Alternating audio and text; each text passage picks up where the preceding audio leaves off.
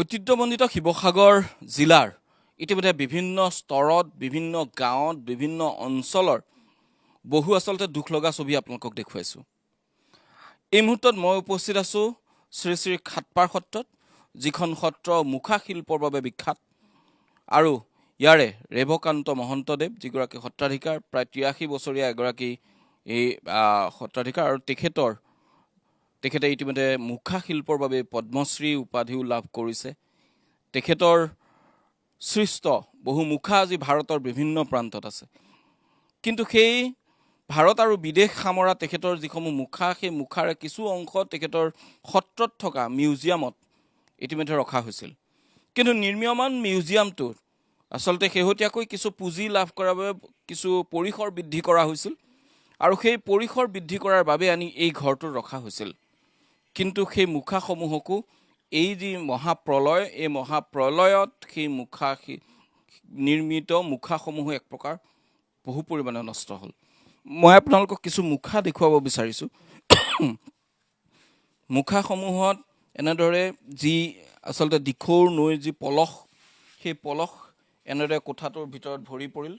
এই কোঠাটোতে ভৰাই থোৱা আছিল মুখাসমূহ আৰু এই মুহূৰ্তত মই মুখাসমূহৰ কিছু দৃশ্যাংশ আপোনালোকক দেখুৱাইছোঁ। পানীত বুৰ যোৱাৰ বাবে এই ঘৰটোত প্ৰায় এআঁঠু পৰ্যন্ত পানী হৈছিল আৰু সেই কিছু ওখ ঘৰ, গতিকে পানীৰে বুৰাব বুলি কেতিয়াও ভবা হোৱা নাছিল। কিন্তু এটা ঘণ্টাৰ ভিতৰত যি হুৰাহুৰে পানী বৈ আহিছিল, সেই হুৰাহুৰে বৈ অহা পানীয়ে কিন্তু এক প্ৰকাৰ আৰু এই গোটেই ব্যৱস্থাটো, গোটেই তেওঁলোকৰ যি সংৰক্ষণ কৰাৰ যিটো ব্যৱস্থাটো এক প্ৰকাৰ তাৰ পানীৰ তলত বুৰ গৈছিল। এই সৰু সৰু মুখাসমূহ আপোনালোকে চালে গম পাব কেনেদৰে পানীত ইতিমধ্যে বুৰ গৈছে। বিভিন্ন মহাভাৰত পুৰাণৰ বিভিন্ন চৰিত্ৰ ইয়াত মুখাৰে আচলতে সজোৱা হয় আৰু সেই মুখাৰে সজোৱাৰ সময়ত তেওঁলোকৰ এই মুখাসমূহ কিন্তু আজি বহু মুখাই পানীৰে বুৰ যোৱাৰ বাবে এক প্ৰকাৰ ব্যৱহাৰোপযোগী হৈ পৰিল।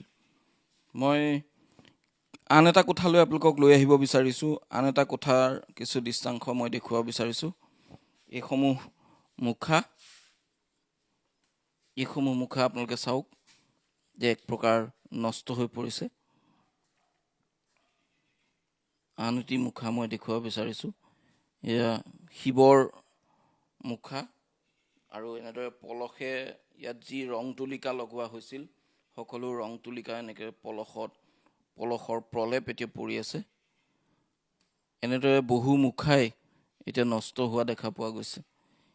এতিয়াও কোঠাটোৰ পৰা ধুই পলস শেষ কৰিব পৰা হোৱাই নাই আৰু কেইবাদিন ধৰি পানীত ডুব গৈ থকাৰ বাবে মুখাসমূহ এনেদৰে নষ্ট হৈ পৰা দেখা পোৱা গৈছে। কেইবাদিন ধৰি পানীত বুৰ গৈ আছিল কোঠাটো আৰু সেইকাৰণেই আচলতে এইসমূহ মুখা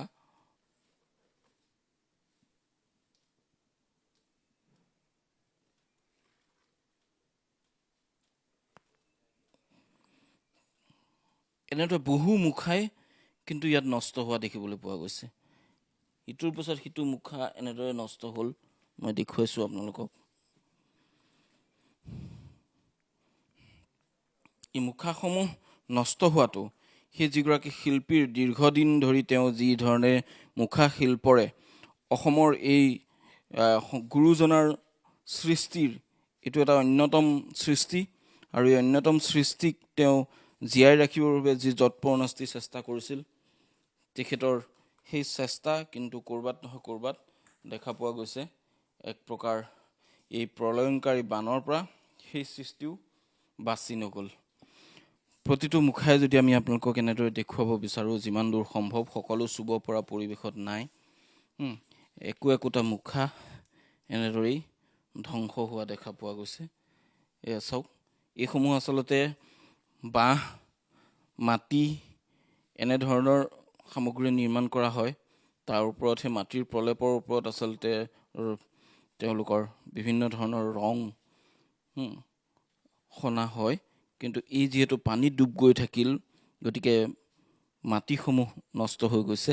মাটিত লিপি থোৱা মাটিবোৰ নষ্ট হোৱাৰ বাবেই বহু মুখাই কিন্তু এনেদৰে নষ্ট হোৱা দেখা পোৱা গ'ল। হয়তো কিছু মুখা ৰিকভাৰ কৰিব পৰা হ'ব, বহু মুখাই হয়তো ৰিকভাৰ কৰিব পৰা নহ'ব তেনে এটা পৰ্যায়ত এই মুহূৰ্তত আছে। আৰু তেওঁলোকৰ যিটো মিউজিয়াম আছিল সেই মিউজিয়ামটোও কিছু পানীত ডুব গ'ল।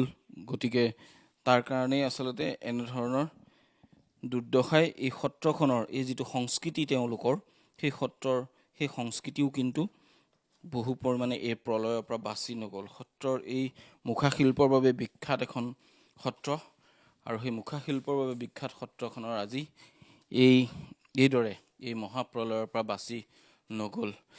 মই সত্ৰ ডেকা সত্ৰীয়া তেখেত আছে, মই তেখেতেই গোটেই বিষয়টোখিনি চোৱা চিতা কৰে, মই তেখেতৰ লগত কিছু কথা পাতিব বিচাৰোঁ। কিমান মুখা নষ্ট হ'ল আপোনালোকৰ? প্ৰায় শতাধিক মুখা আছিল। মানে আমি এনেকুৱা এটা অৱস্থাত পৰিম বুলি আচলতে ভবা নাছিলোঁৱেই। ৰাতিপুৱা শুই উঠিয়ে যেতিয়া পানীতে খোজটো পৰিছে, তেতিয়া ঘৰৰ বস্তুখিনি মানে ৰক্ষা কৰিম নে কোনফালে যাম, কোনফালে কাক ধৰিম, এনেকুৱা এটা নাজল নাথল অৱস্থাৰ সৃষ্টি হ'ল। আৰু মুখাখিনি আচলতে নতুনকৈ যিটো আমাৰ মিউজিয়াম আছিলে, সেই মিউজিয়ামটো নতুনকৈ অলপ মেৰামতি কৰি আছিলে। আমাৰ স্থানীয় বিধায়ক অখিল গগৈদেৱে অলপ অনুদান আগবঢ়াইছিলে। সেইখিনি আচলতে মেৰামতি কৰি থকাৰ কাৰণে মুখাখিনি একো অসুবিধা, কাম কৰাত একো অসুবিধা নহ'বৰ বাবে এই ঘৰটোত আমি সংৰক্ষণ কৰিছিলোঁ। কিন্তু আকস্মিকভাৱে বান যেতিয়া আহি গ'ল, বান অহাৰ লগে লগে এইখিনি আৰু মানে তৎমুহূৰ্ততে বুঢ়াই পেলালে। আৰু এনেধৰণে আৰু এইখিনি লোকচানৰ সন্মুখীন হ'ল। আৰু আটাইতকৈ দুৰ্ভাগ্যজনক কথা হ'ল কি, এই কথাখিনি আমি দেউতাক নজনোৱাকৈ ৰাখিবলগীয়া হৈছে। কাৰণ তেখেতৰ এই 93 বছৰ বয়সত এই কথাটো তেখেতে সহজভাৱে ল'ব নোৱাৰিব। বাৰ্ধক্যজনিত কাৰণতে মানে তেখেতে ইমানেই আৱেগিক হৈ পৰিব, হয়তো যিকোনো বিপদ আহি যাব পাৰে বুলি ভাবোঁ। সেইটো কাৰণে এতিয়ালৈকে এই কথাখিনি অৱগত কৰা নাই। নিজে যেতিয়া আহি পেলাই চাব, আৰু পৰাপক্ষত আমি মুখাখিনি যিমানখিনি পাৰোঁ উদ্ধাৰ কৰিবলৈ আমি যত্ন কৰিম। কাৰণ এইখিনি সম্বল লৈ পেলাই দেউতাৰ সমগ্ৰ জীৱনটো সাধনা কৰিছিল। গতিকে দেউতাৰ এই বস্তুখিনি আচলতে আমি বহুত আৱেগিকভাৱে মানে এইখিনি বস্তু নষ্ট হোৱাটো আমিও বৰ মৰ্মাহত হৈছোঁ। আপোনাৰ পিতৃদেৱতাৰ এই গোটেই জীৱনৰ সাধনাৰ মূল বিষয় আছিল যিহেতু মুখাশিল্প, আৰু মুখাশিল্পৰ বাবে তেখেতে পদ্মশ্ৰী পৰ্যন্ত লাভ কৰিছে। কিন্তু তাৰ পিছত এতিয়া এই যিখিনি সৃষ্ট মুখা, যিখিনি ইতিমধ্যে আপোনালোকৰ গুদামত আছে, সেইখিনিক আপোনালোকে কিমান ৰিকভাৰ কৰিব পৰা যাব? তাৰ পৰা কিমান ৰিকভাৰযোগ্য হ'ব বা কিমান আচলতে ৰিকভাৰেবল হয়, সেই যিহেতু আমি বিষয়টো নাজানো, সেইটো কাৰণে আপোনাৰ পৰা পোনপটীয়াকৈ সুধিছোঁ যে এইটো বাঁহ, খেৰ বা মাটি এনেধৰণৰ সামগ্ৰী নিৰ্মাণ হয়, পানীৰ তলত থাকিলে এইবিলাক পচি যাব। গতিকে তাৰ পৰা আপোনালোকে কিমান দূৰ সম্ভৱ এইখিনি পুনৰ উদ্ধাৰ কৰা? নহয়, এইখিনি আচলতে বাঁহৰ কাঠিখিনি মূল বাঁহৰ মুখা আধাৰটো। এতিয়া বাঁহৰ কাঠিখিনি যিমান দিন হৈ গৈ থাকে, পানী পোৱাৰ লগে লগে সেইখিনি তৎমুহূৰ্ততে পচি যায়। এতিয়া মানে যিখিনি মানে ৰৈ থাকিব মুখাটো, ধৰক তাতে বাঁহৰ ভিতৰত আমি বাঁহৰ জকাটো পুনৰবাৰ তৈয়াৰ কৰি তাৰ ওপৰত গোবৰ কাপোৰ দি পেলাই যিমানখিনি পাৰোঁ সংৰক্ষণ কৰিবলৈ আমি যত্ন কৰিম, উদ্ধাৰ কৰিম। মানে কাৰণ এইখিনি বস্তু নষ্ট হোৱাটো আমি কোনো কাৰণতে কামনাটো নকৰোঁ। কিন্তু তথাপিতো প্ৰায় 2 শতাধিক মুখা ইয়াত আছে। আপুনি সমগ্ৰ অসম ভ্ৰমণ কৰিলে হয়তো নিৰ্দিষ্টকৈ এঠাইত সংৰক্ষণ হৈ থকা সৰহ মুখা হয়তো ঘাটপাৰতে আছিল। কিন্তু এতিয়া সেই সংখ্যাটো হয়তো অলপ কমি যাব। তথাপিতো আমি আমাৰ দায়বদ্ধতা আছে, এইখিনি আমি ৰক্ষা কৰিবৰ কাৰণে আমি যত্নপৰ হ'ম। এটা কথা ক'ব লাগিব যে খাটপাৰ সত্ৰ আৰু তাৰ সমান্তৰালকৈ মাজুলীৰ চামগুৰি সত্ৰ, দুয়োখন সত্ৰই ইতিমধ্যে অকল মুখা শিল্পৰ বাবেই পদ্মশ্ৰী লাভ কৰিছে। মুখা শিল্পৰ বাবেই তেওঁলোকে পদ্মশ্ৰীৰ দৰে সন্মান অসমলৈ কঢ়িয়াবলৈ সক্ষম হৈছে।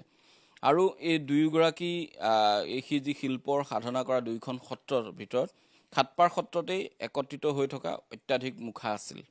কিন্তু সেই মুখাসমূহ আজিৰ তাৰিখত এনে এটা পৰ্যায়লৈ গ'ল যে এই প্ৰলয়ংকাৰী বানে অধিকাংশ সৰু মুখা নষ্ট কৰিলে, আৰু যিসমূহ ডাঙৰ মুখা আছিল তাৰ তলৰ অংশ, অৰ্থাৎ যিহেতু ইয়াত ইমানখিনিমান পানী হৈছিল, গতিকে সেই ইমানখিনিমান পানী হোৱাৰ বাবেই যিখিনি ইয়াত যিটো চিন আছেই ইমানলৈকে পানী হৈছিল। গতিকে ইয়াৰ তলৰ যিখিনি বুৰ গুজোৱা মুখা আছিল সেই মুখাখিনি ইতিমধ্যে নষ্ট হৈছে। কিন্তু ইয়াতকৈ ওখলৈকে থকা যিখিনি মুখা, সেই মুখাখিনিৰ হয়তো তলৰ অংশ কিছু সংৰক্ষণ কৰি বা সংযোজন কৰিলে ওপৰ অংশটো ৰক্ষা কৰিব পৰা যাব। গতিকে তেনে এটা পৰিৱেশ, কিন্তু অসমৰ গুৰুজনাৰ সংস্কৃতি, অসমৰ সংস্কৃতিৰ বাবে যথেষ্ট ভয়ংকৰভাৱে ক্ষতি বুলি আচলতে ক'ব পৰা যায়।